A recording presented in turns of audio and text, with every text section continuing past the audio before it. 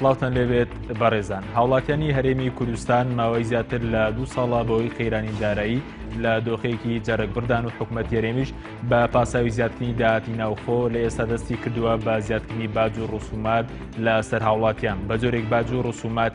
هاتوچۆ و خانوبەرە دوێندە زیادی کردووە. بە میواندارێک لە بەڕێزان سۆران عومەر ئەندامی پەرلەمانی کوردستان لە ستودیۆی سەرەکی هەروە لە شاری هەولێرەوە کاک عەلی حەمەساڵح ئەندامی پەرلەمانی کوردستان لەگەڵمان دەبێت. سەرەتا ڕاپۆرتێک دەبینی.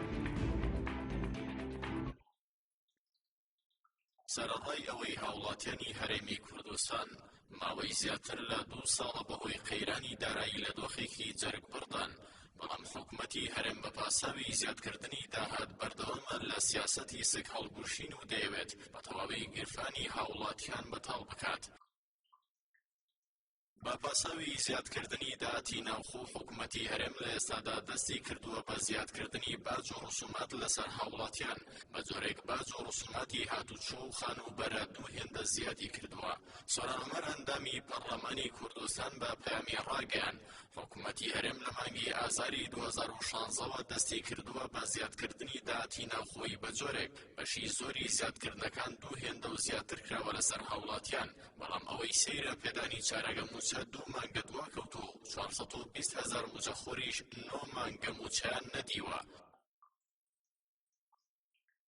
دەربارەی زیادکردنی باج لەسەر هاوڵاتیان سۆران عومەر ڕاشی گەیاند حکوومەتی هەرێم گەورەترین فێڵ و دزی لە خەڵک کردووە بە ناوی زیادکردنی داهات و کەمکردنەوەی خەرجی و پێدانی چارەگە موچە. زیادکردنی باج و ڕسومات لەسەر هاوڵاتیانی هەرێم لە کاتێکدایە حکوومەتی هەرێم نیو موچەش بە هاوڵاتیان نادات سەرڕای ئەوەی لە ئێستادا نرخی نەوت لە بازاڕەکانی جیهان بەرز بۆتەوە.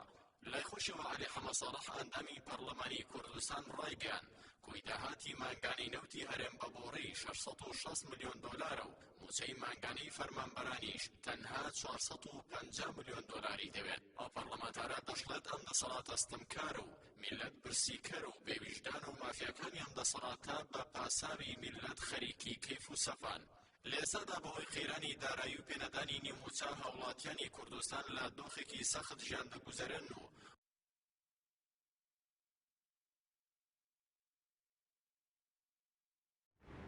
بەڵێ دووبارە سڵاوتان لەوێ بەڕێزان. سوپاس بۆ میوانەکانم. کاک سۆران ئەگەر لە بەڕێستانەوە دەست پێ بکەین سەرتا باز لەوە بکەین ئەو باج و ڕسوماتانە کامەن کە ئێستا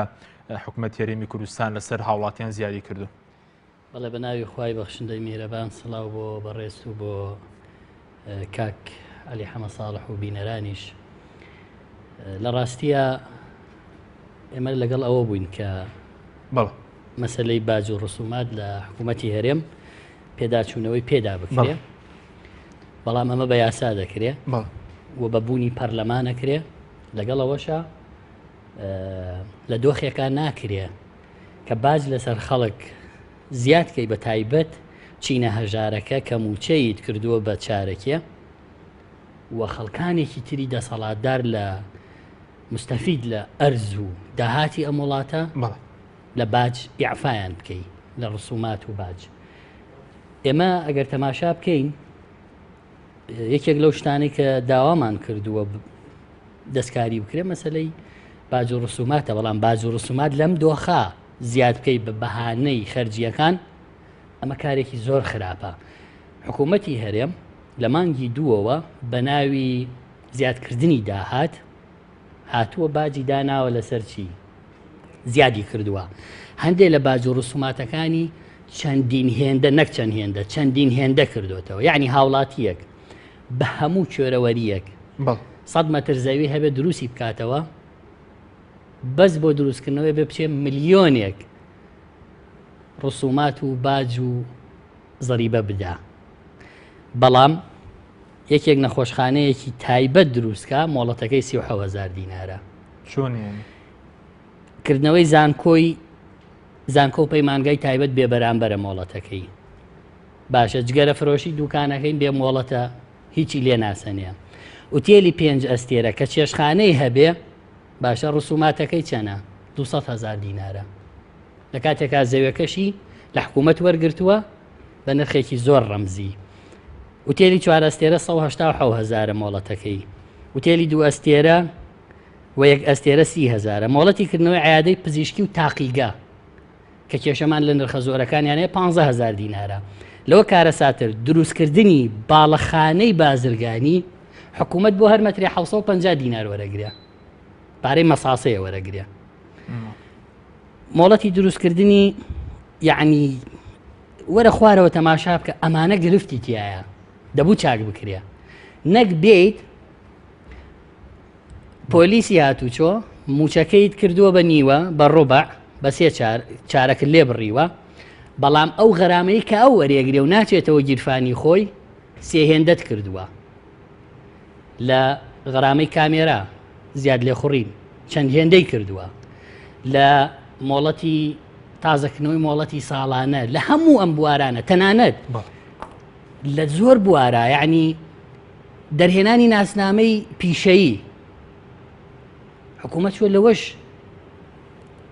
باج و ڕسوماتی دەستکاری کردو و هەمووی چەند هێندە کردوێتەوە لە کاتێکە بازار ڕۆک خۆیەتی موچە چارەکە لەگەڵ چارەکە کەشە چی کردووە 2 مانگە بەڵێنی چارەکە موچەکەشی نەبردوێتە سەر ئێمە چاوەڕێوەمان کردووە کە تۆ ئەمانەت زیاد کردووە ئەوە تا یعنی ئەمە هەموو ئەو ڕسوماتانەیە کە زیایی کردووە. بۆ نمونە کرێی فرێدانی خۆڵ ئێستا ئەمە یەکێکە لەو خزمەت گوزاریانەی شارەوانی کە هەمووی پارەی خەوتۆتە سەر بە چەند هێندە. بە نمونە ئەوەی دوکانی جگەرە فرۆشی هەبێ هەموو مانگە حکوومەت ئێستا 15,000 لێ وەرەگرە خۆڵە بۆ فڕێدەم. پێشانگای ئۆتۆمبیل کەلوپەلی کارەبایی ناوماڵ مۆبیلیات هەموو ئەمانە کرەی فرێدانی خۆڵ 1 لیتر بە 100 دینار بزانە یعنی شتی وا سەیر و سەمەرەی کردووە. دوکانی بۆ یاخچێتی نۆرینگەی عیادە 50,000 ئەمە بۆ فرێدانی خۆڵەکەی لێ سەنێ. نەخۆشخانەی ئەهلی 200,000 ئارد فرۆش 10,000 لێ سەنێ کە ئەمانەت کردوتە سەر خەڵک. دەبێت موچە باش بێ، دەبێت خەرجی زیاد کردووە. خەرجی لەسەر شانی کێ زیاد کردووە؟ لەسەر دوکانی وێنەگرتن باشە 10,000 لێ سەنە لە خۆڵە بۆ فڕێم. یعنی حکوومەت هاتووە بە ناوی زیادکردنی داهاتەوە ڕێک زیادکردنی داهاتەکەی لەسەر کێ بردووە؟ لەسەر خەڵک. بەڵام ئەگەر تەماشا بکەی لە هەرێمی کوردستانە بە ئەمەد بۆ خوێنمەوە چەند هەزار کۆمپانیا هەیە، چەند کۆمپانیای نەوتی هەیە؟ 22,000 کۆمپانیا تۆمارن لە هەرێمی کوردستان. 22,000 ئەو کۆمپانیای بازرگانی؟ بەڵێ 14,000 تۆمارە بەبێ هیچ شتێ 8,000 هەر تۆمار نین. ئەم 8,000 هیچ باجێک نادەن، هیچ باجێ نادەن. 8,000 کۆمپانیا بەڵام دێ لەسەر ئارد فرۆش باجدانە جگە لەوە 12,000 کۆمپانیار ئیعفا کراون لێ خۆشبوونیان بۆ دەرکراوە. هەر لێ خۆشبوونیان بۆ دەرکراوە. کابرا دێزەویەک لە حکوومەت وەرەگرێ ئەیکا بە باڵەخانە وتوانە لە 3 قات بەرزتر بوو باج و ڕسوماتی بۆ 3 ساڵی عفایکەن. بەڵام فەقیرێک وەگوتم 100 مەتر زەوی کەواتە بە کورتی بازەکە بەس بۆ فەقیرەکەیە. بەڵێ باجیان لەسەر فەقیر زیاد کردووە، بازاڕیشیان وەک خۆی بۆ هێشتوتەوە، موچەکەشیان کردووە بە ڕوبعەیە. سوپاس دەکەم. دواتە گرم و لای بەرز کاک عەلی زۆر سپاس بۆ ئامادە بوون دەگەربین لای بەڕێستان. سەرنجی بەڕێستان لەسەر زیادکردنی و باج و ڕسوماتانەی چێکی ئێستا حکوومەت هەرێمی کوردستان زیادی کردووە لەسەر هاوڵاتیان و من گوێم لەبەر پرسێکی حکوومەت و سەبارەت بەوەی کە سەرپێچی هاتوچۆ کە وتی زیاد کراوە مەسەلەی سەرپێچی هاتوچۆ لە ئۆتۆمبیل و لە مەسەلەی تابلۆی ئۆتۆمبیل و خێرایی بۆ سەلامەتی هاوڵاتیانە. ڕای بەڕێزت. بەڵێ بەناوی خوای گەورە و میهرەبان ڕێزمەیە بۆ کاک سۆران و بینەرانی کەناڵی پەیام. دیارە خۆی پێش ئەوەی قسە لەسەر ئەمە بکەم بۆ ئەمانەکرا کۆمەڵک شتەجار ئەمەیە هەمان ناوی حکوومەت نییە چونکە تایبەتمەندیت و خصوصیەتی حکوومەتی تیانە. حکوومەت ئەبێت ڕوئیای هەبێت، ئەبێت پلانی هەبێت، ئەبێت چاودێرێکی هەبێت و ئەبێ لێ پێچینەوەی هەبێت هیچی نییە حکومەتە کۆمەڵە خەڵکن دەستیان گرتووە بەسەرم دەسەڵاتە و چۆنیان بێ ئاوە بەڕێوە بن لە دنیا کەیک باج و ڕسوبات و زەری بە زیاد دەکرێت کە حکومت خۆی پارەی خستە بازاڕەوە پارەی خستە بەردەسی خەڵک کاتێک کە خەڵک پارەی پێنامێنێت حکومت ناڕوا باج و زەری بیان لەسەر زیادکە لە هیچ کوێی دنیا ئەمەێ بووە ئێستا بتەوێت لە زۆر وڵاتی دنیا بەسن تەنان کەناڵە تەلەڤیزیۆنەکانیش باجیان لەسەر یعنی یەک کۆمەڵە باج و ڕسوباتێ بەڵام کەی معاشێکی زۆر شایستە هەیە ئەو کەسە ئەگەر نیوەی موچەکەشی بدا بەم جۆرە باج و ڕاستیمە و زەریبانە بە نیوەکەیتری زۆر بە باشیەشی ئێستا ئەم موچەکەی نێشتووە کردوێتی بە نیوەکەشی نێشتووە باج و زەریبەی لەسەر دوو ئەوەندە زیاد کردووە زیاتر لەوانەیە کە کاک سۆران وتی من نمونەیەکی زۆر بەسیتان بۆێنمەوە شتێکەیە لەسەر کۆمپانیا گەورەکان کە هی دەسەڵاتدارانن ئەمانە بواە باجی دەخلیان بدایە ئەو قازانج و دەخلی کە بەدەستیانە بەلای کەمەوە ئەبێ لە 150 لێوەرگیرێ ساڵانە واتە کۆمپانیا ناسین ئێمە ئێستا سەرمایەکەی گەشتۆتە 10 میلیارد دۆلار واتە دەخلی 10 میلیارد دۆلار بووە لە ماوەی ئەم چەند ساڵە ئەگەر لە 150 وەرگیرای ملیارێک و 500 میلیۆن دۆلار کرد بە سێ موچەکە بە پێ سیستەما تۆ ئەم کابرا کە کەشتی نەوتی هەیە جێلگەی نەوتی بەدەسەوەیە بۆری نەوتی بەدەسەوەیە کارگەی چیمەنتۆی هەیە شیشی هەیە چیشتی هەیە زەری بۆ باجی لێ نەسەندووە باجی زەریبەی دەخلی لێ نەسەندووە بەڵام کەسێک کە 100 متر بینایەکی سەخانوێکی 100 متری دروستەکە سەوای لێ هاتووە خەڵک کێشەی بەدوایەن ئێستا خانوویە کە فرۆشێ هەر بە ناوی خۆیەتی لەسەر سیقە نایکا بە ناوی ئەوەکەی ترۆ لەبەرەوەی پارە نییە بیدا سارێ فرۆشێ بە یەکێکی تر نایکا بە ناویوە لەسەر سیقە بەڵام دوای ڕەنگە ئەم سیقانە کێشەی دروست بێ ینی کێشەش بە دوای خۆیان هێنێ فکرەکە ئەمەیە ئەم حکومەتە یعنی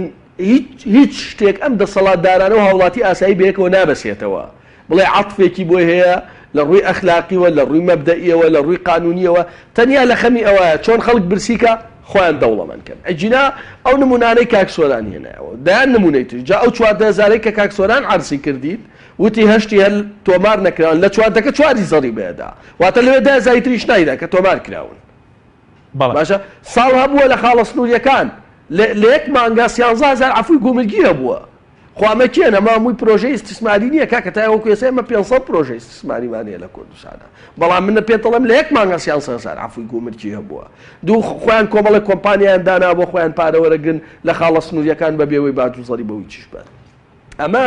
یعنی ئێمە کێشەی ئەومان نییە بچینە ناو وردەکاری و ئێمە بێ مناقەشەی فەلسفەی حکومڕانی و جۆری دەسەڵات کەین لە وڵاتە من دیسانەوە وتومە ئەمەی کە ئێستا هەیە دەسەڵاتدارێکی ستەمکاری بێباکە ستەمکارە لەگەڵ ستەمکاریە بێباکە خەڵکەیە ستەمکارە بەڵام بێباک نییە ئەمانە ستەمکارێکی بێباکن منەتیان بە هیچ نییە منەتیان سەدام بە سەدامی خۆی کە دیکتاتۆرێکی گەورە بوو لە ناو بچێ کە کوردستانی بەجێشت کوردستان دوژمنی بوو نزیکەی 530 کارگا بوو ئەمانە هاتە دەمویان ئاودیو کرد کارگەکان شیشەکانیان فرۆشت ینی سەدام بە سەدامی خۆی 8 ساڵ لەگەڵ ئێرانە لە شەڕا بوو معاشی کێی بڕی موچەی کێی بڕی کە هەمومان نەزانین ئاستی نەوت و نرخی نەوت و مەسروفاتی حرب و چی ئەوانە من نامەیە ئەمانە دۆخێکیان دروست کرد ئێمەمانە گینا سەدام دیکتاتۆرێکی خوێن ڕێژی ئەنفالچی تاتا بەڵام ئەمانە دۆخێکیان دروست کرد ئینسانە بێن نمونەی زۆر ناشرین بێنێتەوە لە کاتێکا بینین ژیانی مەسوولەکان چۆنە ژیانی کوڕە مەسوولەکان چۆنە کۆمپانیەکانیان چۆنن کە باج و زەریبە نادەن لەکوێ عەرزی باشیان بێ وەریەگرن ئەیکەنە ئوتێل ئەیکەنە مارکێت ئەیکەنە سۆپەرمارکێت بە زۆرەی فرۆشن بە خەڵک و پارەی لێوەرەگرن و چی نەباژەدەن نەزەریبەدەن نەحسێ بۆ حکومەتەکەن ئەمە فەقیرە کاکە ئەمە دەسەڵاتێکی فەقیر کوژە دوو ئێستا ڕۆژ بە ڕۆژ خراپترە بێت ئێستا خەڵک ناتوانێت کرێ کارەبا بدا ناتوانێت کرێ ئەو بدا ناتوانێت هەم باج و زەریبە بدا موچەشی نادەیتێ بەڵام خۆ دیوێکی خەڵکە دیوەکەی تری ئەمانە شتێکی تریان هەیە فەلسەفەیەکیان هەیە پێوتێت چی بکەت بۆ ئەوەی خەڵک بگەوجێنن من یەک نمونەی بەسیتان بوێنمەوە لە ماوەی ئەم کابینە دوو جار خەڵک چۆتە سەر بارەکای حیزبی جارێ چۆتە سەر کۆمەڵی ئیسلامی بەوەی مریشکەوە جارێ چۆتە سەر یەکگرتووی ئیسلامی لە کاتێکا نە کۆمەڵ نەیەگرتو نە کۆمپانیای نەوتیانەیە لە پارەی نەوتیانەیە لە پارەی وڵاتیان دزیوە نە خەدریان نەم خەڵکە کردووە نە دەسەڵاتیانەیە نە هیچیانەیە یعنی ئەمڕۆ تۆ مەشەدەوینی چوونە سەر بارگای یەکگرتووی ئیسلامی محەممەد داودیانی چی بکە کە ئەنجومەنی وەزیران 7 ملیاری بۆ دابین کردووە محەممەد داودیانی چی بکە کە پارەی ئەو خەڵکانە کە پێشووتر هەبووە و 4 ملیار و 5 ملیار نەماوە بەڵام ئەمانە یعنی فەلسفەیەکیانەیە تۆ بە شتێکی بچووکەوە خەریکەکەن ئەتنێرن بۆ شوێنێکی تر بۆ ئەوەی وێنە گەورەکە نەبینی ئەڵێ 40,000 کەمەندان موچەکەیان بڕاوە من لەگەڵ ئەوانی بام 40,000 کەمەندان بێنە سەر جادەدا ئەو هەڵپارە دزاوی نەوت بکەن زان چی ڕووەدا نایکەن بەڵام بەڵام بڕێکتان بڕۆنە سەر یەکگرتووی ئیسلامی بەڵام سپاس دەکەم کە عالی دواتر دەگەڕێمەوە لای بەڕێز کاتی زیاترت پێدەم دواتر قسە لەسەر مەسەلەی ئایا باز لەو دەکەی ئایا ئێستا موچە داهاتی هەرێم بەشی موچە دەکات لەگەڵ بەڕێز دواتە گەڕێمەوە لای بەڕێز کاک سۆران سەبارەت بووی کە بەڕێزت ئەمڕۆ لە نووسینێکدا لە لاپەڕی خۆت باز لەو دەکەی کە ئەمەی کە حکومەت کردوێتی بە ناوی باجەوە فێڵە لە هاوڵاتیان وە دزیشە چۆن یعنی ئەمە دزی و فێڵە لە ڕاستیە تۆ کاتێک کە هەندێک وڵات هەیە لەسەر باجەژی نەوتی نییە بەڵ سەرچاوی داهاتی بەشی گەورەی باجە ئەیشکالەکەیەوە چیە لەگەڵەوەی حکومەت باج بەڵام وەکو کاکعلی وتی باج لە کاتێکا لە خەڵک وەرەگیرێ کە هەموو شتێکی بۆ تەوفیر کرێ بۆ تەئەمین کرێ بۆ دەستەبەر بکرێ تۆ باج لە ئەوە تا کرێی فڕێدانی خۆڵ لە سەر تاشخانەی پیاوان و ئافرەتان 15,000 باشە ئاش حکوومەت بینی باجی لەسەر ئاش داناوە ماگانە 15,000 لێسەنێ بەڵام کۆمپانیایەکی نەوتی فلز نادا ئەمە ڕاستە کۆمپانیا کە هی خۆیانە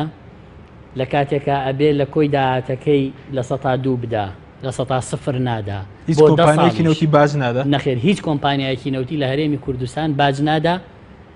کە کۆمپانیای خەیاڵی لەو بوارانە هەیە وەک باسم کرد لە 22,000 کۆمپانیا چەندی باجەدا بەگوێرەی بەڵێ بۆیە بەڕاستی ئەمە ژیانی خەڵک قورسکەی موچە ڕوبعەکەی پێ بدەی بازاڕیش وەک خۆی بێ غەراماتی لەسەر زیادکەی ڕسوماتی لەسەر چەند هێندە بکەی باجی لەسەر زیادکەی ئەمە یعنی چی؟ یعنی فێڵکردن لە خەڵک بە ناوی زیادکردنی داهات یعنی سزادانی خەڵک بۆیە بەڕاستی ئەمە بە ئاشکرا سزادانی خەڵکە بە ئاشکرا فێڵکردنە لە خەڵکی کوردستان باشە گەر داهاتەکە زیایی کردووە بۆ موچە ڕوبعەکەی پێ نادەی لە کاتێکی شایە کە موچەی کوردستان ئەو کاتەی کە نەوت بە $100 بووە ئەو کاتەی لە 2015 عقدیان لەگەڵ ڤیتۆڵ کرد نەوتیان بە $65 برێنت عقدەکە کردووە هەرەو کاتەش موچەیان نەداوە ئەم باج ڕسوماتەشیان زیاد نەکردەوە کە مانگێک موچەیان داوە دوای 4 مانگ تەئخیری موچەی تەواوەتیان داوە کاتێکە بەهانەی دابەزینی نرخی نەودێ و ڕسومات و باج و غەرامات زیادەکەن نەوت دێتەوە شوێنی خۆی ڕوبعە موچەکەش ڕاز ناکەن لە پێدانی بە خەڵک ئێستا خەڵکی کوردستان لە ژێر معاناتێکی گەورایە لە ناڕەحەتیەکی قورسایە یعنی تە ژیان نەهێڵراوەتەوە لە هەرێمی کوردستان ژیان بۆ چینی مامناوەند و ناوەڕا خوارەوە نەهێڵراوەتەوە بەڵام ئەو تەشیر بە حکومەتی تۆ حکومەت بە فێڵباز و بەدز ناو دەبێت حکومەت دزە حکومەت فێڵبازە حکومەت خیانەتکارە بە حەقی میلەتەکەی منەتیان نەبێ چۆن داوای 101 ملیارمان لەکەن لە قەرەبووی ناترسی سکاڵایەکتر لەسەر تۆمار بکەن وەڵڵا لەخوا نەبێ لە عەبد ناترسین سکاڵا با بیکەن ئێمە سکاڵامان هەیە لەسەر دزینی ئەم هەموو داهاتەی میلەت ئێمە سکاڵامان لەسەر ئەوان هەیە لەسەر گەندەڵیەکانیان مەلەفەکانیان لە دادگایە ئەوان نایەنە دادگا ئەوان شەو و ڕۆژخەریکی تاڵانکردنی ئەم وڵاتەن لە کاتێکە پێشمەرگە خوێنی دەڕێژرێ باشە لە کاتێکە خوێنی خۆی بەختەکە بۆی ئەم خاکە دەستی دوژمنی پێنەگا مناڵەکانی سواڵەکەن مناڵەکانی 100 مەتر زەویان نیەتیایە بژین ئەمە خیانەت و فێڵ نییە لە خوێنی شەهیدان لە باشە یعنی چی تۆ چەند مانگە موچەی شەهیدانیان نەداوە چەند مانگە موچەی ئەنفالیان نەداوە کە سوکاریان 420,000 کەس ئەنفالچیەکانیش دووە کەوتوە بە نەخێر موچەی ئەنفالچی بەشێکی لە هێزەکانی ناوخوایە کە دەسی لێ نەدراوە و بەشێکیشی لە بندیوارایە کە هەر کاتێ بیان دەنێ ئەوانەی خەنە گیرفانیان لەم کاتێ حکوومەت نازام حکوومەت نییە ئەم حکوومەتەی کە ناونراوە حکوومەت بەڵام حکوومەتی سزادانی خەڵکو و منانبڕینی خەڵکو و موچە بڕینی خەڵکە تەسەورکە 9 دانە مانگە 420,000 موچەخۆری هەیە لە تۆڕی کۆمەڵایەتی لە کەم ئەندام لە بێوەژن لەوانەی تەمەنیان چۆتە سەرەوە زەواجیان نەکردووە پارەی پێ نەداون ئێستا کە ئەیانداتێ 40,000یانە بڕێ بۆ ناشرینکردنی وەزیری لایەنێک کە یەکگرتووی ئیسلامیە بۆی خەڵک تووڕەکا لەوێ بەڵام موچەی و خانە نشینانەی کە هەمووی بەرپرسی باڵای لە 150 بڕیوە ئەشیان داتێ موچەی ئەوانە لە ساڵی 2014 هەر کەس خانە نشین بۆ لەم حکوومەتە هێشتا دیناری نەداوەتێ بەڵام چووە کادرەکانی خۆی خستۆتە شوێنی خانە نشینەکان و موچیانە داتێ یعنی فەزاحەتی گەورە هەیە ئەمەی کە هەیە بریتە لە سزادانی خەڵک فێڵکردن لە خەڵک دزی لە داهاتی لە قوتی بەڵێ سوپاس دەکەم دواتەگرم و لای بەرز کاک عەلی ئەگەر بین و لای بەڕێز سەبارەت بەوەی کە ئێستا قسە لەسەرەوە بکەین کە لە کاتێکە باج و ڕسوماتیان زیاد کردووە ئایا داهاتی مانگانەی نەوتی هەرێم بەبێ ئەم باج و ڕسوماتە ینی بەشی موچەی مانگانە دەکرێت بە بەڵگەوە ئەومان بەو سەلمێنیت بەڵگەوەی سەلمێن بەڵام ئەمە ئەمانە خەریکی خەڵک گەوجاندنن 4 مانگ مەعاشی خەڵکیان نەدا کەمیان نەکردویان نەوت هەرزانە من سەرنج بۆ یەک شتڕاکێشم لە سەرەتای 2014 ینی مانگی 4 2014 نرخی بەرمیلێک $84 بوو باشە ئەمانە نەچون لە نەوت پارە بدەن چون پارەی خەڵکیان دەستکاری کرد لە بانکانە دەریانە هێنا و موچیان پێدا پارەی نوتیانە دزی یعنی ئەمە بەڵگەیە کە 12 تریلیۆنی بانکانیان دەستکاری کرد 12 تریلیۆن بەشی موچەی نزیکەی ساڵێک و زۆر زیاترەکە باشە یعنی ئەمە 2014 ینی $84 بوو عملیەکە زۆر بەسیتە مانگیەک $27 بوو ئێستا سعری نەوت لە 170 زیای کردووە 47 و 48 بەڵام نایدە دوو ڕقەمەکان زۆر بەسیتن من نایکەم خۆیان دەڵێن 550,000 بەرمیل لەو تەفرۆشی $40 لێ بڕێ بە 4 هۆکار لەبەر جۆری کوالێتی ئێمە دەوڵەت نین بۆری و خەزان تا دوات باشە چلەکە $40 کەڕەتی 550,000 کە کەڕەتی 30 ڕۆژکە ئەکاتە $660 ملیۆن تەنیا بۆری تەنکەر بۆ خۆتان پاڵاوتن بۆ خۆتان کار بۆ خۆتان بووە با ئێستا شەر بۆ خۆتان بەڵام ئەمەش نادەن بە خەڵک نیوەی ئەمەش نادەن بە خەڵک کاکە ئەم مانگە تەنیا پێشمەرگەشیان نەداوە تا ئێستا کە ناگاتە بە هەموویەوە لەم مانگات $50 ملیۆن سەرف نەکردووە ئەمانە بەس کە ئەم میلەتە ئەم حیزبانە کەس پرسیان لەمانە ناکا بۆی ئەمانەوەیان لیان من دایماڵێم ئەگەر ئینسان خۆی پشتی دانەنەوێنێ کە سواری پشتی نابێت بەڵام هەم حیزبەکان هەم میلەت خۆیان پشتیان دانەوەاندووە بۆ ئێمانە سواری پشتیان بوون بۆ ئێمانە سەرسەریان کەوتون ئەجینا معقولە ئەم حکومەتە $50 ملیۆن داهاتی بوو بێت چێ بەمە باوەڕەکە $50 ملیۆن داهات بەس داهاتی سلێمانی $70 ملیۆن جگە لە نەوتی بۆی بۆیە ینی لە حاڵەتێکی زۆر سەیران ینی هەموو ئەم شتانە ئەڵێن کەس بەدەنگ نایە هەموو ڕۆژێ ئێمارە بێ قسە بکەین کۆمەڵە دیکۆمنت بخەینە ڕوو کۆمەڵە بەڵگە بخەینە ڕوو بڵێن فلان دزە فلان بۆری نەوتووە فلان کۆمپانیا زەریبە نادا فلان عەرزیان داگیر کرد عەرزێکی بە بەلاش وەرگرت لە سەر شەستی بە $20 ملیۆن فرۆشتیەوە بەس کەس گوێ ناگرێ ینی نە میلەتی وا سەیرم بینیوە نە حزبی وا سەیرم بینیوە کە ئێستا لە کوردستانە ینی حاڵەتەکەوە ئێمەش تووشی ئیحباط بووین بەڵام باشە ینی میلەتێ لەسەر موچەی خۆی بەدەنگێ کە سوور تاکید بێ هەیە و لە بانقا نەیدرێتێ ئێبێ میلەتە لەسەر چی بەدەنگ بێت ئەم میلەتە بێ بچێتە سەر کۆمەڵی ئیسلامی و گرتووی ئیسلامی دوو بانیشان باشە گۆڕان دەرکەوە نە بانیان ناردن بۆ گردەکە ینی ئەمە حاڵەتێکی زۆر سەیرە منەی بینم بەڵێ زۆر باشە کەواتە کاک عەلی بەڕێزت پرسیار لە هەڵوێستی حیزبەکان دەکەی ینی بەڵام ئەو حیزبانەکەی هەر چوار لایەنەکەنین جگە مەسەرەن یەکێتیە گۆڕانە کۆمەڵە یەکڵی بەرزیاتیان چییە بە دەرەجەی یەکەم گۆڕان ئەو جا کۆمەڵ من ڕیزبەندەکە بە پێی دزیکی خۆ بیکەم لێیانەوە بە دەرەجەی یەکەم گۆڕان کۆمەڵ یەکگرتووی ئیسلامی یەکێتی نیشتیمانی بۆ قسە ناکەن ئێسامانە وەزیریان هەیە لە ئەنجومەنی وەزیران کاکە بێن یەخەی من بگرن ئێستا یەخەی سۆران عومەر بگرن یەکەی دکتۆر شێرکۆ جەودەت بگرن یەکەی دکتۆر عیزەت سابیر بگرن بڵێن ڕقەمەکانتمان بنێ باو ڕقەمانێ و پارانیان بێنێ کە چۆتە بانکی کوردستانی ئەهلی مەحسوب لەسەر پارتی دیموکراتی کوردستان و ناتوەتە دەرەوە با پارەی و پرۆژانەی نەوتی بدەینێ کە پارەی بۆ تەرخان کرا و چۆتە بانکەوە بانقاڵە نایدەم ئەی باشەمانە ئەم وەزیرانە یعنی نە لە خوا ترسن چۆن باشە ئەگەر ناوێت بەرامبەر نێچیروان بەرزانی قسەکەی لە بەرامبەر خوا لە قیامەتا چۆن نەوێتن قسە بکەن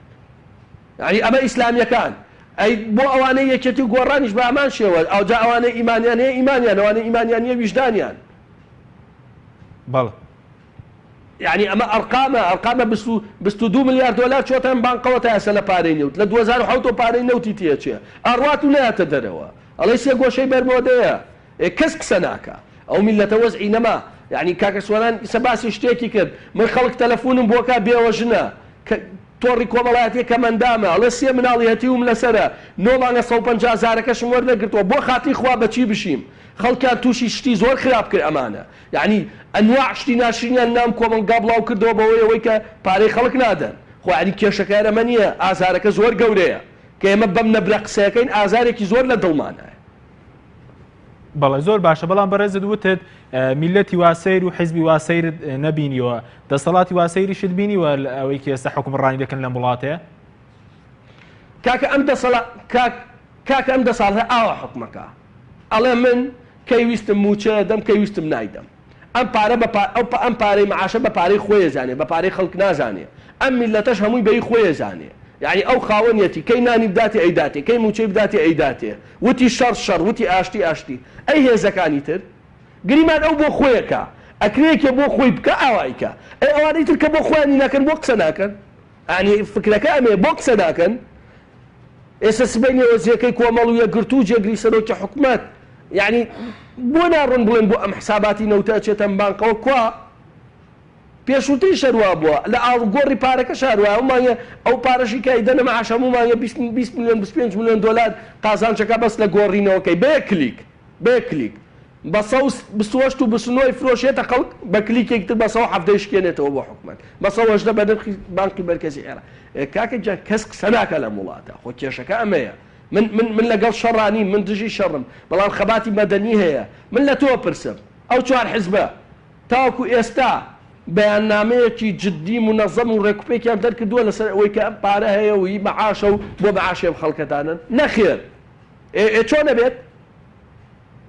بەڵێ زۆر باشە دواتر دەگرێمەوە لای بەڕێزت کاک عەلی کاتی زیاتر بە ڕێزیشتان کاک سووران بێنمەوە لای بەڕێز سەبارەت بەوەی کە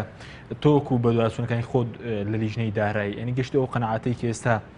پارە هەیە لە وڵاتە بەڵام بە موچە خۆر نادرێت بەڵێ پارەیەکی خەیاڵی هەیە و من لە ماوەی ڕابردووشە لە چەند ڕۆژی ڕابردوو ئاماژەم پێکرد کە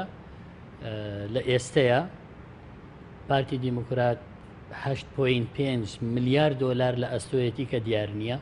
بۆ لە ئەستۆی پارتی لەبەرەوەی هەموو سەرچاوەکانی داهات لای ئەوە پارەی نەوت لای ئەوە گرێبەستی نەوت لای ئەوە و بە ئاشکراش لە بینی پێگەێنانی کابینەی 1970 پارێکی خەیاڵیان بردووەکەوە کاکالی وتی 12 تریلیۆن دینارە کە بەشێکی هی هاوڵاتیانە بەشێکی هی بانقە بازرگانیەکانە بەشێکی هی بانقە ئەهلیەکانە ئەوە تا ئێستا چارەنووسی دیار نییە من لەم ڕۆژانە سکاڵام لەسەر حکوومەت تۆمار کردووە لە ڕێگای داواکاری گشتیەوە لەسەرەوەی کە فەرمو با حکوومەت پێمان بڵێ و 12 تریلیۆنەی چی لێ کردووە بەڵێ پارەیەکی خەیاڵیان هەیە پارە خەزنەکەن و وەک کاک عەلی وتی ئەمانە هەموو ڕەقەمن ئەمانە ئەم ڕەقەمانە هیچی لە گیرفانی خۆمان دەری نایەن هەموو ئەو داتا و ئامارانەیە کە حکوومەت بە ئێمەی داوە بۆ خۆی ڕایگەیاندووە دەڵێن کوا معقولە من یەکشت بۆ بینەران بخەمە ڕوو معقولە ئێمە بەشێکی ئەم میلەتەمان لە شەڕی ناوخوا لەسەر گومرگی ئیبراهیم خەلیل ڕۆی تەنها گومرگی ئیبراهیم خەلیل شەڕی گومرگەکان کە ئیبراهیم خەلیل سەرچاوەی سەرەکی پارە بوو معقولە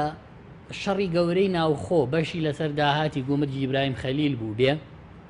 لە ساڵی 2007 هەموو ڕۆژێ ئەوەی ئاشکرایان کردووە ئەوەش حەقیقی نییە بەڵام ئەوەی ئاشکرایان کردوتوانە 350 میلیۆن دۆلار داهاتێتی خولی دوی پەرلەمان ئاشکرای کردووە کە هەموو ڕۆژێ ئیبراهیم هەموو مانگی ئیبراهیم خەلیل 350 میلیۆن دلار داهاتی هەیە مانگانە معقولە ئێستا پێمانەڵێت گومرگی ئیبراهیم خەلیل لە باشترین مانگی ساڵی 2015 کە مانگی 24 میلیۆن دلار داهاتی هەیە لە مانگی حوزەیران مانگی 6 2015 21 میلیۆن دلار 20 میلیۆن دلار داهاتی هەیە لە کاتێکا 2007 نەوتی لێوە نەڕۆیوە ئێستا نەوتی لێوە دەڕۆ هەناردە هێنان هێندە نەبووە ئێستا بەتەنکرد نەوتی لێڕوە هێنان و هاوردەکردن زۆر زیاترە کاڵای زۆر زیاتر دێ باج و گومرگ و ڕسومات زۆر زیاترە لەو کاتە بەڵام ئێستا وڵات داهاتەکە زانی چەند لەسەر چەند کەمی کردووە 350 میلیۆن دلار بۆ 20 میلیۆن دلار لەبەرەوەی کێی بە ئەو حیزبەی لەوێ باڵا دەستا ئەمە پێمانەڵێ کە داهاتی ئەم وڵاتە بەداخەوە نادیارە ناشەفافە و حیزب دەیبا ئەو حیزبەی لەو چوارچێوەی لەو چەندی داهاتی وڵاتە دەدەزرێ من ناتوانم بڵێم لە سەتا چەند بەڵام ئەوە ڕقەمەکانە مانگی نیسان حکوومەت 18 میلیۆن بەرمیل نەوتی فرۆشتووە ئەڵێ 375 میلیۆن دلاری دیارە مانگی سێ باشە 10 میلیۆن بەرمیلی فرۆشتووە لە 370 دیارە ئێ باشە وەرە هەر ڕقەمەکانی خۆت ئێکوا ئەو 370ە تۆ موچەت کردووە بە چارەک 420,000 موچەخۆری نۆ مانگە یەک موچەت پێ نەداون بەشێکی تر لەوانە هەر موچەی یەک مانگیان وەرگرتووە لە ڕوبع موچەکە ئەم پارەت بۆ کوێ بردووە ئەم پارە لەکوێیە بۆیە وەزیری دارایی دەرەکەی بۆی کەس نەڵێ ئەم پارە چی لات ئەم بۆ معلوماتە ئەم معلوماتانەی هەمانەی سەردەمی وەزیری داراییە ئەگینا و برادەرەی ئێستا دایان ناوە ئەوامیری حیزب جێبەجێیەکە حیزبیش حیزبەکەی خۆی وەڵامی ئەوەش ناداتەوە وەڵامەداتەوە بەزێمە هیچ کارمان بەو نییە چکە و هیچ کارەیە دانیشتووە ئەوامیری سەرەوە جێبەجێیەکە پێڵێن ئەوە پارەیە ئاوای لێکەی ئاوایتر هیچ بەدەست نییە بۆیە پەرلەمانیان پاکخست بۆی ئێمە لەسەر ئەمانە محاسبەیان نەکەین بۆی ئێمە لێ پرسیینەوەیان لێ باشە بەڵام کاک سۆران بۆ کاعلی باسی کردیانی بۆچی خەڵک بۆچی هێزە سیاسیانە بێدەنگیان هەڵبژاردن مادەم دۆخەکە بەم شێوەیە وەڵا جا منیش ئەپرسم کۆمەڵی ئیسلامی بزوتنەوەی گۆڕان یەکگرتووی ئیسلامی یەکێتی نیشتیمانی بۆ ئەمەتان قبوڵە لە کاتێکا حیزبەکان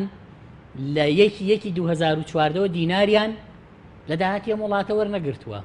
کاتی خۆی بیان تا بودجەمانە بڕێککە قسە بکەین بودجیان بردراوە حکوومەت ئیفلیس کراوە پەرلەمان پاکخراوە کاکە دەنگدەرەکانی ئەم لایەنانە ئێستا سزا ئەدرێن بەدەستی ئەم حکوومەتە ئێستا سزا ئەدرێن چۆن موچەیان کراوە بە ڕوبعێ ژیانیان ئەوە ژیان نییە کە ئینسان نازانێت چۆن پارەی خواردنی مناڵ پەیاکە شیری مناڵ پەیاکە چۆن کرێخان و پەیاکە ئەمانە دەنگدەری ئەم لایەنانن ئێستا سزا ئەدرێن لەبەر چی لەبەر پرسی یاسایی ویلایەتی کاک مەسعود لەبەر هیچی ترنا یعنی ئەو کێشە ئێستا پەیوەندی بە هەر بەڵێ تەقینەوەی ئەم کێشە سزادانی ئەم خەڵکە لەوە دەستی پێکرد لەوە خەست بووەوە لەوە قوڵ بووە بەڵام زینی داهات هەر بەردەوام بووە لە 2014 کە ئێمە دەستمان پێ کرد لەوێ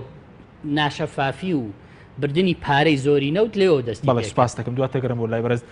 کاک علی سەبارەت بەوەی کە بەڕێزت باسی لە کۆمەڵێک ژمارەکە سەبارەت بە نادیاری داهاتی نەوت یعنی دەکرێت پێمان بڵێ ئەو داهاتی نەوتە ئێستا لەکوێیە بەڵێ یەکێکتر لە مشکلەکانی میلەتی ئەمێمە کێشەی زاکیرەبان هێشتمان زوو لە بیرەچێت و هەمومان ئەدبەمەوە بۆ مەشهەدێک پێش پێکێنان ئێم کابینەیە کاکسۆران بەوردی ئاگای لێە حکومەت دوو موچە قەرزار بوو دوای ساڵێک و سێمان کە گۆڕان دەرکرا لەم حکومەتە هەردوو موچە قەرزار بوو واتە خەڵکە بوو مانگە موچەیەکی وەرگرتووە هەموو مانگێک خەڵک موچەیەکی وەرگرتووە دوای ئەوەی کە گۆڕان نامێنێ لە حکومەت کێشەی سەرۆکاتی ئێم سەقە بێتەوە موچەش نامێنێت هەریت قوابزان ئەمە زۆر ڕوونە زۆر ڕوونامە کە دیوە سیاسی و دیوە حکومڕانیەکەی با ئەگەروانیە کاکسۆران ڕاستکاتەوە پێش مانگی 6 دوو موچە قەرزار بوون مانگی دەتەوا بوو دوو موچە قەرزار دوای مانگی یەک موچە درا تا ساڵ کۆتایی پیان یەک موچە درا موچەی مانگی نۆ نیوەی مامۆستا درا و نەدرا و لەم ئەم ساڵا کرا بە نیوە موچە نیو موچەکەش نەمایەسا یعنی خۆ بۆ پێشتر پارێ بوویەسە نییە ئەمە جگەلەوەی کاین عملیەکی تر بە شێوەیەکی ترم عملیە باسکەین کە پارەیە ولاکێ ئەمانەڵێن 18 بۆ 20 میلیارد دلار قەرزاری حسابیان کردووەم قەرزە لەسەر خەڵک واتە ڕاستە قەرزان بەس پارەکە چی لێهات تۆ ئەڵێ 20 میلیارد دلار قەرزارم باشە بەڵام 13 میلیارد دلاری داواتە موچە ئەگەر گریمان داهاتی نەوت سفرە داهاتی ناوخۆ سفرە هیچ داهاتێک ئێبێت تۆ 13 میلیارد دلار قەرزابی نابێت 20 میلیارد دلار قەرزابی ئێمە درۆیە کەواتە 20 میلیارد دلار هەیە دەروێناوە و ئینە کردووە سەبات بۆی کە پارەی نەوت لەکوێیە من کتابی فەرمی ئاشتی ئەورامیم لایە کە لە کابینەی پێنجەوە پارەی شیرینی نەوتیەکان لە دوو بانکدانرا لە بانکی HSBC لە لەندەن و لە بانکی کوردستانی ئەهلی هەولێر محسوب لەسەر پارتی دیموکراتی کوردستان و بە خطوە خطوە ئەوەی لەندەنیش هەموو هێنراوە بۆ بانکی کوردستانی ئەهلی تا پێش پڕینی پارە لە بەغداوە بە اعترافی خۆیان 9 میلیارد تقریبا 9 میلیارد و 942 نزیکەی 10 میلیارد دلار بووە بەڵگەنامە و زانیاریەکانی ئێمە ئاماژە بە 13 میلیارد دلارەکە گریمانەوەی ئێمە غەڵەتە 10 میلیارەکەی خۆیان واستە واتە پێش ئەوەی بەغدا پارە ببڕێت موچە ببڕێت 10 میلیارد دلار هەبووە کاکە 10 میلیارد دلار بەشی 22 مانگی معاشەکە بە پێم سیستەمە چیتان لێکرا لە دامانە پرۆژە یەک منەسمە دوا و پرۆژانە کە پارەی پێدراوە بەش هەرە زۆریان هیچ تیا سەرف نەکراوە بەڵکەکان زۆر نییە سەکاتی نیە ئەمە جگەلەوەی کە داهاتی نەوت وەکوتمان کە بەغدا پارەی بڕی سعی بەربی لێرە 84 میلیۆن دلار بووە کاکە 12 میلیارد واتە دە هەبووە 12 میلیارد دیناری بانکەکانی دەستکاری کردووە ملیارێک و قسووری لە تورکیا قەرز کردووە چەندێ نەوتی فرۆشتۆ بە پارەی پێشوەخت پارەکە وەرگرتە و نەوت ئەمە و پارە چی لێ هاتلای چێە بێگومان یەک حاڵەتەیە ئەوەیە دیارە بەرپرسەکە پارتی دیموکراتی کوردستان سەرۆکی حکومەتە بانکی کوردستانی ئەهلیە ئەوەکەی تری ئەوەی قسە نەکا لەسەر ئەمە ئەو کەسێک کە بەرپرسیارەتی هەیە بەرپرسیارەتی هەیە دوو حاڵەتە یا لە پارتی ترساوە یا شەریکە بەشێکە دەریا پیسخۆریەکە شتی کەمی پێدرا ئەجینا ئێمەمانان بۆ قسەکەن کە هیچمان نیەتە بەڵێ زۆر باشە بەس کالی سەبارەت بەوەی کە ینی ئێستا و کۆی و داهاتەی کە لە سەرای فرۆشی نەوتەوە دیار نییە بە ڕقام چەندە بەشی چەند موچە دەکات ئەگەر شەفاف بێت و بدرێت بە خەڵک زیاتر لە 10 میلیارد دلاری داهاتی نەوت لەو 22 میلیارد دلاری عرضم کردی دیار نییە من راپۆرتێکم کردووە سەرەتای پرۆسەی نەوت 2007 تاواکو ئێستا ئەمە بەشێکی ورتر و کورتری کەینەوە ورتر و کورتری کەینەوە لە دەمانجی ڕابردووە لە دەمانجی ڕابردووە داهاتی بۆری بە تەنیا وەرگرە هیچ علمێکیانە پەیام بەیانی ئەتوانێت لە سایتی سابانە سروشتەکان دەریکە بەڵێ ناقصی ئەو معاشانەی کە لەم دەمانگا بدراوە تەنیا بۆری 2 میلیارد دلار مێنێتەوە 2 میلیارد دلار تقریبا 4 معاشونی وەکا بە پێم سیستەمە 2 میلیارد دلار کاکە هیچ قسەی من نییە هیچی بڕۆ سەر سایتی سامانە سروشتەکان 6 مانگی یەخیری پار ساڵ دەرکە تەنیا بۆری نسکەی 4 میلیارد دلارە 4 مانگکە ئەم ساڵ هەیە ئەو سێ موچە لێ دەرکە کە 6 مانگی یەخیری پار ساڵ دراوە لەگەڵ ئەم سێ چارەک و نیوە موچەی کە ئەم ساڵ دراوە 2 میلیارد دلار فەرقی هەیە جگە لە تەنکەر جگە لە پاڵاوتن جگە لە گومرگ جگە لەو باج و سەریبە زۆر باشە زۆر باش کاری ینی با بە ڕقم خەڵک مەشغوڵ نەکەین زۆر باش سەبارەت بە حکومڕانیە کە لە وڵاتەی ئێمە هەیە بەڵێ زۆر باشە دەتوانی ئەوە بە بینەران بە خەڵکی کوردستان بڵێ کە کێشەی دواکەوتنی موچە لە ئێسادا پەیوەندی بە قەیرانی سیاسیەوەیە نەک بە قەیرانی دارایی دوو حاڵەت هەیە دوو حاڵەت هەردووکیان یەک لێک خراپترن یان ئەم پارە ڕاگیراوە دەسی بەسەرا گیراوە چی یان فەساد و گەندەڵیەکی منەزەمەوە ئەوی ساڵهای ساڵایە بەڵام ێستا حەجمەکەی زیادی کردووە لەم دوو حاڵەتە تێپەڕ ناکەم بەڵ سوپاس دەکەم دواتر دەگەڕێمەوە لای بەرزت کاک سووران سەبارەت بە بڕای تۆ شۆکاری ڕاستەقینەی دواکەوتنی موچەی فەرمانبەران چییە کە تاکو ئێستا سەر ناڕزایەتێکی حکوومەت تەنانەت ڕووکردنەوەش نادا کە وەکو پێویست کە مەسەلەن هۆکاری دواکەوتنی موچەکە دوو مانگە و بەڕێز ناو چارەکە موچە ینی تا ئێستا ڕوونکردنەوەی بە تاواتی نادرێت یەک ڕوونکردنەوەیان داوە و برادەرەی وتە بێژی حکوومەت دەڵێ هیچ دەستێکی سیاسی لە پشت نییە نەخێر حیزبەکەی و برادەرە پارەی لایە دەستی بەسەرا گرتووە و تەوزیعی ناکە سزادانێکی سیاسی خەڵکی کوردستانە چونکە ئەو بۆ خۆی لەو ناوچەیەتیایە باڵا دەستە بە حکمی تۆقااندن خەڵکی بێدەنگ کردووە خەڵکی سلێمانیش باسی زاکەی بچێژێ لە بەرۆی زۆرترینە جەماوەری ئەو لایەنانن کە ڕازی نەبوون ویلایەتی سەرۆکی هەرێم درێژ بکرێتەوە و ئەوێ بە خەڵک بڵێ پارە لای منە ئەگەر من ڕازی نەبم پارە نییە ئەوانەی دیفاعتان لێەکەن و باسی سەروەری یاسا و ئەکتیڤی پەرلەمان و شەفافیەتەکەن فەرموو با پارەتان بۆ پیاکەن دەبێت لایەنەکان تێبگەن ئەمە هاندانی خەڵکە لەو لایەنانە ئەمە تووڕەکردنی خەڵکە لە ئێمەومانان کە حەقمان وتووە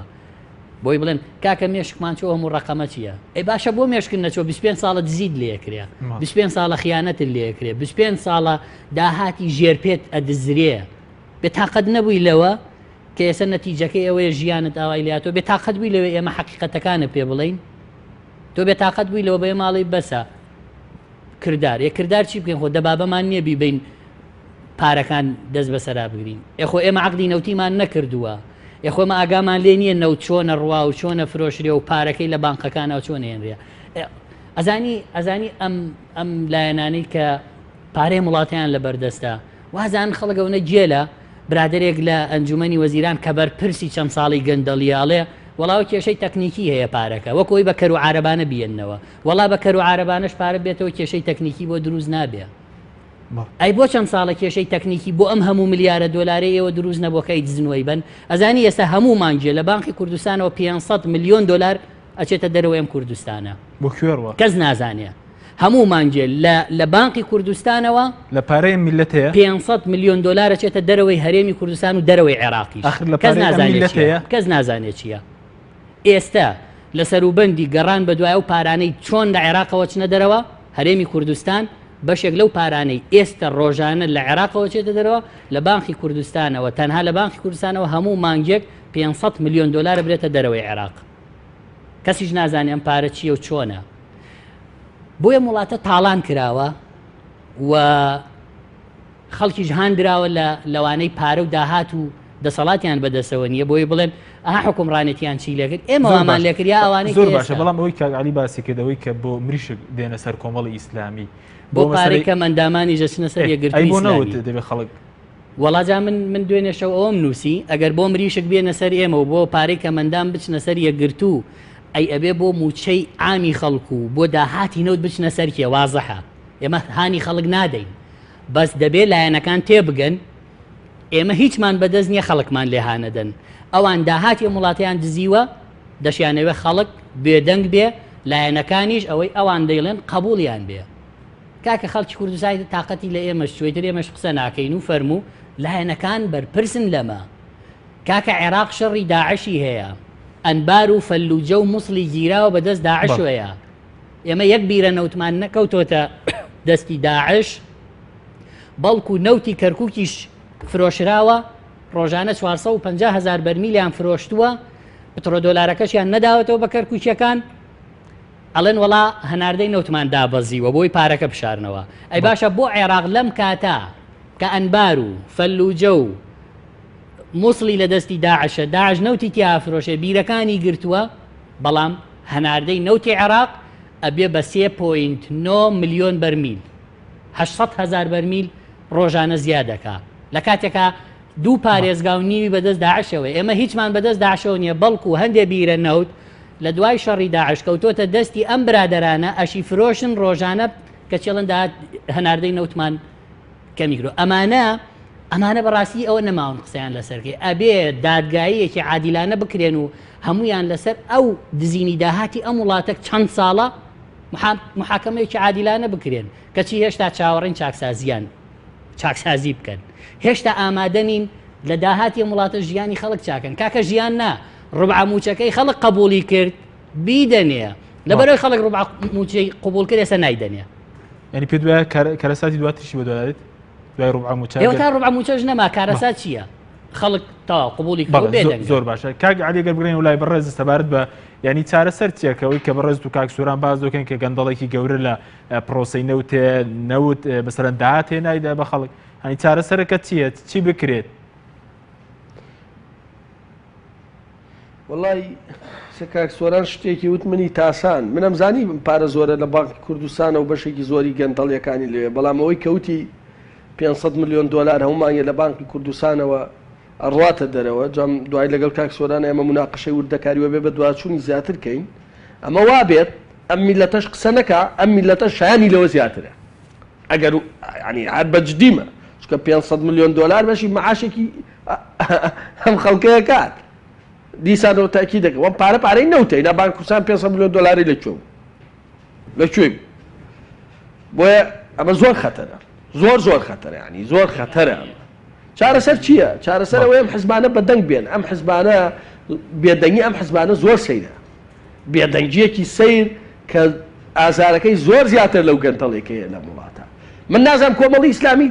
بەو هەموو ئیمان و عەقیدەوە لە چیە ترسێ یەکگرتووی ئیسلامی بەو ئیمان و عەقیدەوە لە چیە ترسێ گۆڕان کە دروست بووە بووی ئەژنۆیە لەرسی یەکێتی نیوەی قیادەی یەکێتی لە ژووری ئیعدام هاتێتە دەرەوە کە مردنی پیشاندراوە خێرا ئێستاواتان لێ هاتووە یعنی ئەبێ بەلای کەمەوە سەرەتا راپۆرتێکی مفەسەلیان هەبێ لەسەر ئەمە هەمویان دیکۆمنتیان لایە هەمویان معلوماتیان لایە بستنە سەر مێزێ لەسەر گەڵ پارتیا بە قانون بە وەرەقە و بە مەنتق حیواکەن وەرە بە حساب و کتاب بکەین ئەم پارانە لەکوێیە لەگەڵ سەرۆکی حکومەت و جێگرەکەی قسە بکرێت ئەم پارانە لەکوێیە ئەگەر ئەمە ناکەنم حزبانە داخن ئەگەر حزب دوکانێکە بۆ ئەوەی هەموو ساڵە چەند کەسێک بێتە پەرلەمانتار و وەزیر و مدیر عام نەفرەت لەوە حزبە نەعلەت لەوە حزبە حزب پرۆژەیەکی سیاسیە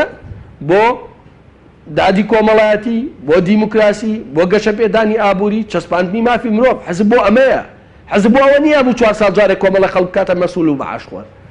باشە ئەگەر لەسەر ئەمانە هیچی بەدەنگ نایەن ئەوە لەسەر دیموکراسیەکە بەدەنگ ناتن ئەوە پەرلەمان پەک خرا و حکومەت پەک خرا و هیچ نەما بەدەنگ ناتن ئەگەر لەسەر عەدالەتەکە بەدەنگ نایەن کە کۆمەڵی خەڵک مرد لە برسا دوول لە ڕوویەوە دوول لە ڕوویەوە ئافرەتیان ناچاری لەشفرۆشی کرد دوول لە ڕووی بینەران لەسەر ئەمەشات بەدەنگ نایەن لەسەر قانون و محکەمەش بەدەنگ لەسەر چی بەدەنگێن بێ سەحمەتیەوە بەس پێم بڵێ لەسەر چی بەدەنگێن کە ئێستا نییە چ شتێکی خراپ لە دنیا هەیە و لە وڵاتەی ئێمانیە لە مافی مرۆڤ بۆ قەیرانی دارایی لە دزیەوە بۆ فزی لەسەر هیچ بەدەنگ بۆیە ئەبێت زەخت بکەن ئەوە زەخت لە کۆمەڵکەن من زەخت لە گۆڕان و کۆمەڵ و یەکگرتووە هەوو بە زەخت لە یەکتر کەیت بێت بەدەنگ بێت کاکە بەدە خەڵک مرد لە برسا ئەم هاوینە وڵاتەیەکەنە جەهەنەم ئەو سلێمانەی کە تۆ کاکە سۆران دانیشتوونم هاوینە ئاوی نامێنێ کارەبای نامێنێ معاشیشی نامێنێ پێم بڵێ جەهەنەم چییە بەڵێ زۆر سپاس کاک عەلی زۆر سپاس بۆ بەڕێستان کە لە هەولێرە و لەگەڵ ماوە کاک سۆران زۆر بە کورتی چارن و سێم وڵاتە بەروی کوێدەوە بە شێوە بەردەوام بێ واللهی خەڵک ئەگەر بۆ لایەنەکان ئەمە قبولکەن بەرەو خراپترە ڕوە چکە بە درێژایی ئەو مێژۆش کە هێناومانە هەروە هاتووە چیان قبول کردووە خراپتریان بەسەر سپاس بۆ بەڕێستان بەڵێ بینەرانی بەڕێز سپاس بۆ ئێوەش سپاس بۆ ئەو کارنم تا بەرنامەیەکی تر بەخواتە نەسپێرین خواتان لەگەڵ